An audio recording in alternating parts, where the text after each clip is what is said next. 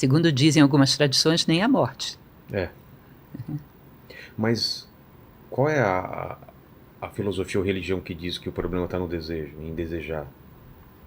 É o Bom, budismo? o budismo fala sobre isso claramente. A sede dos prazeres dos sentidos, que eles chamam de tanhana. A sede dos prazeres dos sentidos, ou seja, estarmos dependentes do contato físico dos nossos sentidos com o mundo material, que necessariamente é ilusório, porque é passageiro.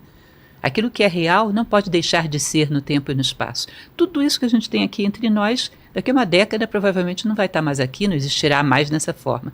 Então nós estamos apegados às sombras. A causa da dor, segundo o budismo, é o apego, o desejo por coisas que necessariamente você vai perder, porque não são reais, são ilusões passageiras, intranscendentes. Tá? Então a superação da sede dos prazeres dos sentidos, que é Tanhã, seria uma das formas de superação da dor, porque o budismo busca a superação da dor. E o amor, onde entra nisso? Bom, o amor, se você for pegar lá atrás, em Hesíodo, amor é a busca daquilo que nos falta para sermos completos. Então o ser humano vai sempre estar buscando o que lhe falta dentro do nível de consciência que ele tem.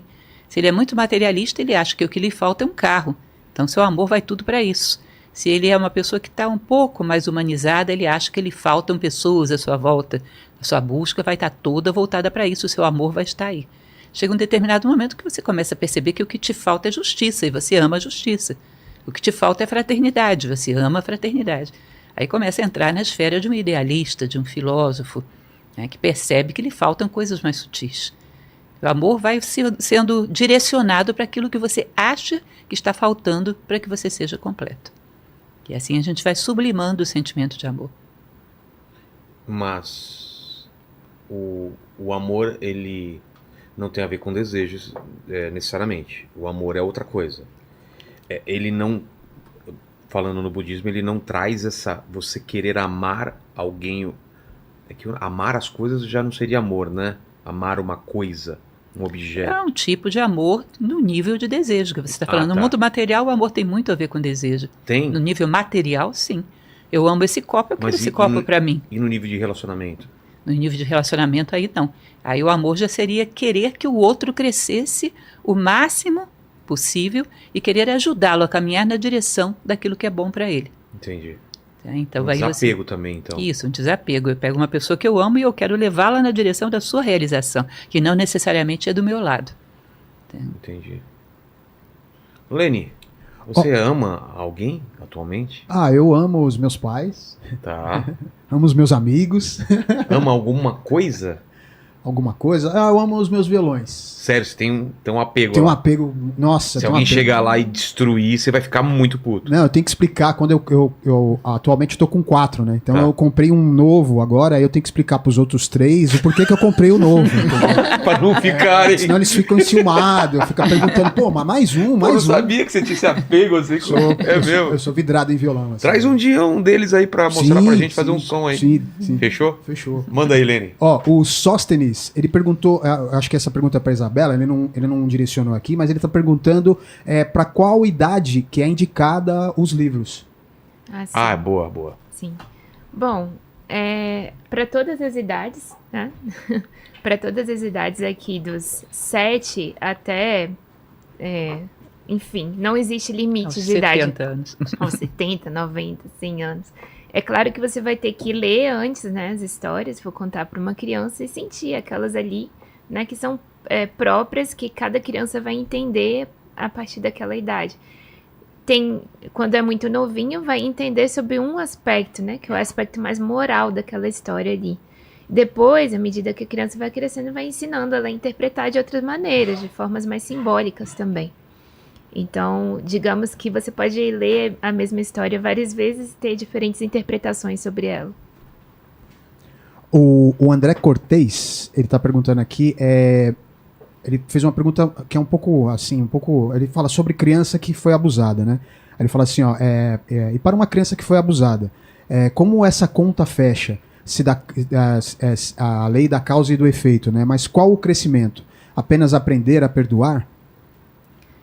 Na verdade, não só uma criança que foi abusada, mas qualquer ser humano que viveu uma situação muito trágica, é muito importante que você perceba que a justiça tem que ser feita. Essa pessoa tem que ser punida. Isso não tem nada a ver. Agora, a minha reação psicológica, o ideal é que eu não tivesse ódio. Porque, como você falou, é algo que você está com aquilo na mão e está te queimando mais do que queima o outro.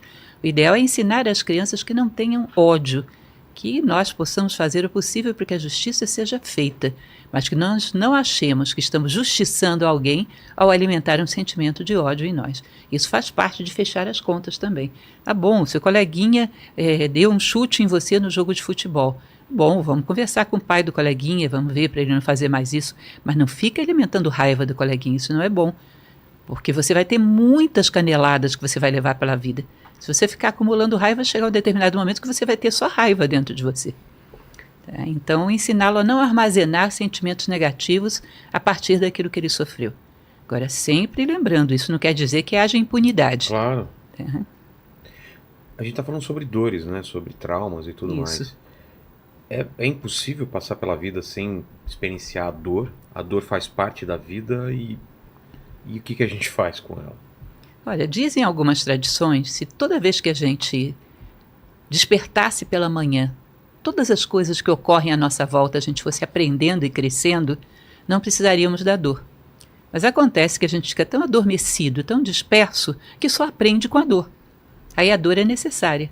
Se nós tivéssemos um processo de aprendizado constante, como uma criança no colégio, se ela estudasse todos os dias, será que ela precisava de prova? Não precisava. Por que ela precisa de prova? Porque se não tiver a prova, ela não estuda. É mais ou menos isso. Se estivéssemos crescendo, aprendendo com a vida todos os dias, não precisava de dor. Mas não fazemos isso. Ficamos alienados e desligados. Aí tem que vir a dor, porque aí a gente aprende. Em geral, se você olhar para trás, você vai perceber que foram os momentos onde mais crescemos. Foram os momentos de dor. Tudo bem, eu teria sido mais feliz se não tivesse sofrido? Talvez, mas estaria lá embaixo, uma criancinha, tremendamente imatura.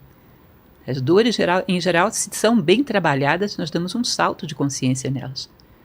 São como as provas bem feitas. Alguém disse aqui também uma vez, nessa mesa, que a felicidade plena mesmo só é possível quando você, depois de você ter passado traumas ou dores muito grandes. Porque você tem um contraponto. Se você não passou muita dificuldade na vida, você não vai ter uma experiência de uma felicidade muito grande. Tem a ver isso ou não? Eu concordo que o contraste traz consciência. Você percebe mais claramente o que é o prazer quando você teve dor. Mas eu não acho que a felicidade seja isso. Eu imagino... Não esteja atrelado. Isso, não acredito que a felicidade esteja atrelado a essas alterações, esse sobe e desce da vida. Eu imagino como se fosse um teatro, onde nesse palco estão passando os acontecimentos da vida.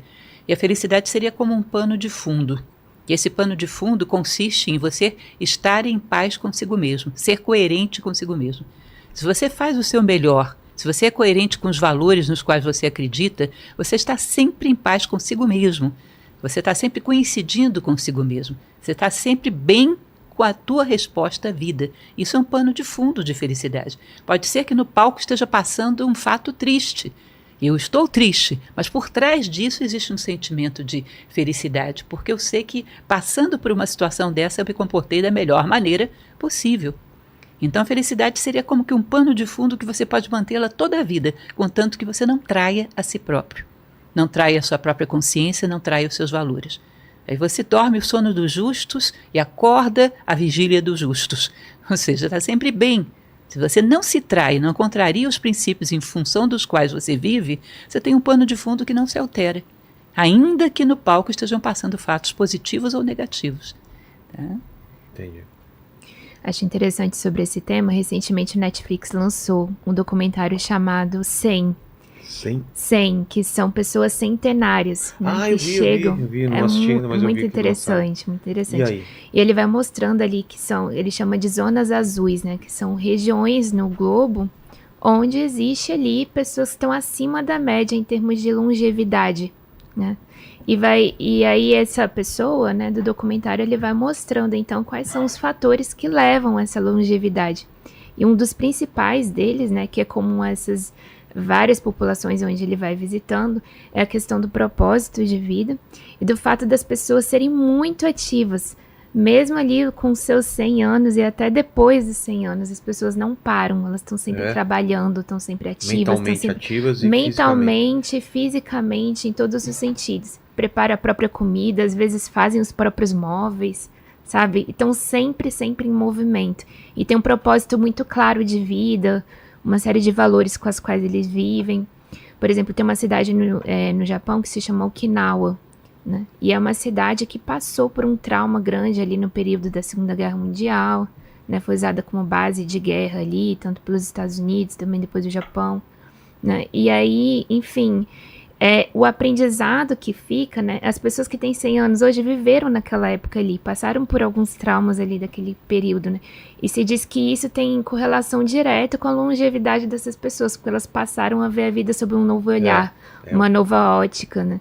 Exato. E, enfim, mudou a perspectiva de vida delas. Também é bem, bem bonito esse fato. Faz sentido, faz sentido. Fala, Lenin. O Robson Juliano, ele perguntou aqui o seguinte, vocês acham que a linguagem se desenvolveu com a finalidade de comunicar e passar ideias ou estruturar de uma forma quase sistemática os nossos pensamentos individuais? Bom, isso eu precisaria ter um embasamento aí na antropologia para saber como é que foi que surgiu a linguagem, um pouco saber quem veio primeiro, a galinha ou o ovo, né? Eu imagino que a linguagem, por lógica, como filósofo, me parece que a linguagem veio por uma necessidade de expressar os nossos pensamentos. Ou seja, trocar os nossos pensamentos com o mundo, expressar o que a gente tem pelo lado de dentro. Senão seríamos como... Imagina o ser humano, ele tem muitas coisas gravitando dentro dele. Muitas percepções, muitos sentimentos, muitos pensamentos, muitas percepções que vêm dos sentidos, da intuição, da inspiração. Isso tudo abafado dentro de nós, sem poder comunicá-lo, sem poder intercambiar. Eu imagino como possibilidade, como repito, não sou uma antropóloga.